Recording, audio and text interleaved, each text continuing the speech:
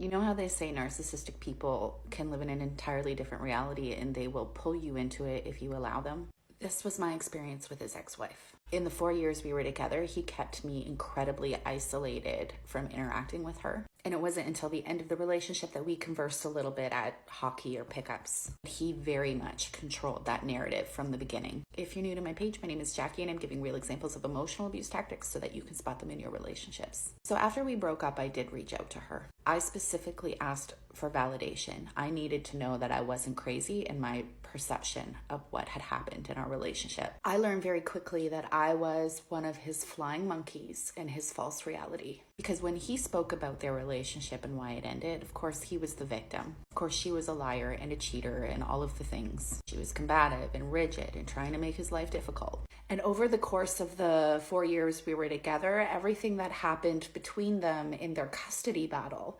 demonstrated that. He would show me the texts and the motions and the affidavits, and it all fit within the narrative of the reality he was living in where he was a target. But now that I'm on the other side of it, and I have heard her side of it, I see a completely different narrative.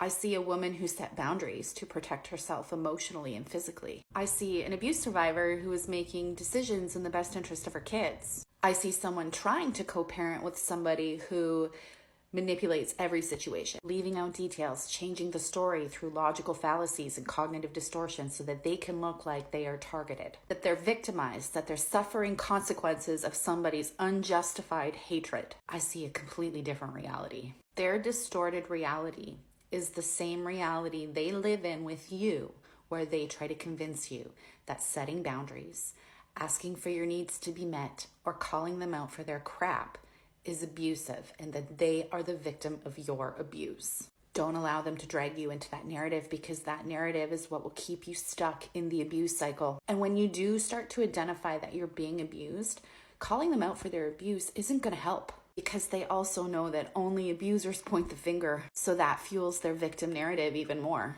I wasted a lot of time trying to make sense of his reality. If it doesn't make sense to you, if pieces are missing, if they can't answer questions directly, or if they get angry when you ask questions, if you leave the conversation more confused than when you started, then they are living in a false reality and they're trying to drag you into it. The biggest difference between you and them, and how you know that you're not the abusive one, there was a period of time where you believed them. You believed their reality. Did they ever once believe yours?